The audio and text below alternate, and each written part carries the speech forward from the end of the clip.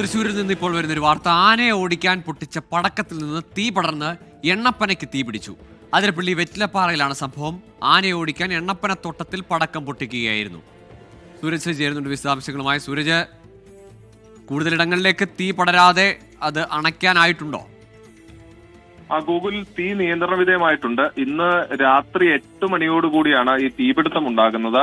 ഇന്ന് വൈകുന്നേരം ഏഴാറ്റുമുഖം ഗണപതി എന്ന ഒറ്റയാനടക്കം ഈ മേഖലയിൽ ഇറങ്ങിയിരുന്നു. അങ്ങനെ വൈകുന്നേരം ഈ രാത്രിയോടുകൂടി ഇറങ്ങിയ ആനയെ തുരത്തുന്നതിന് വേണ്ടിയാണ് വെറ്റിലപ്പാറ സിൽവർ സ്റ്റോമിന് എതിർവശത്തുള്ള എണ്ണപ്പനത്തോട്ടത്തിൽ ഈ വനംവകുപ്പ് ഉദ്യോഗസ്ഥർ പടക്കമെറിയുന്നത്. ഈ പടക്കത്തിൽ നിന്ന് പിന്നീട് തീ ഈ എണ്ണപ്പനയിലേക്ക് പടരുകയായിരുന്നു. വലിയ രീതിയിൽ തീ ആളിക്കത്തി മറ്റെണ്ണപ്പനകളിലേക്കടക്കം ഈ തീ പടരുന്ന ഒരു സാഹചര്യം ഉണ്ടായിരുന്നു. പിന്നീട് ഈ വിവരം ചാലക്കുടിയിലെ ഫയർഫോഴ്സ് ഉദ്യോഗസ്ഥരെ അറിയിക്കുകയും ചാലക്കുടിയിൽ നിന്ന് ഒരു യൂണിറ്റ് ഫയർഫോഴ്സ് എത്തിയാണ് ഈ തീ നിയന്ത്രണ വിധേയമാക്കിയത്. എന്തായാലും തീ നിലവിൽ നിയന്ത്രണ വിധേയമാണ് എന്നുള്ളതാണ് നമുക്ക് ലഭിക്കുന്ന റിപ്പോർട്ടുകൾ. മറ്റ് വേനൽക്കാലം കൂടി ആയതുകൊണ്ട് തന്നെ ഈ താഴെയുള്ള അടിക്കാടടക്കം ഉണങ്ങി നിൽക്കുന്ന ഒരു സാഹചര്യമായിരുന്നു. അതുകൊണ്ട് തന്നെ വലിയ ആശങ്ക ഉണ്ടായിരുന്നു തീ പടർന്നു പിടിക്കുമോ എന്നുള്ളത്. പക്ഷേ ഈ ഫയർഫോഴ്സ് യൂണിറ്റ് എത്തി തീ അണയ്ക്കാൻ സാധിച്ചത് ആശ്വാസകരമായി എന്നുള്ളതാണ് ഈ മേഖലയിൽ നിന്ന് നമുക്ക് ലഭിക്കുന്ന വിവരം. ഗൂഗിൾ.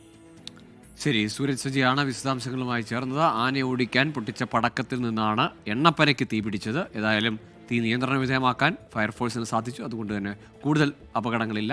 ആനയെ തുരത്താൻ കഴിഞ്ഞു.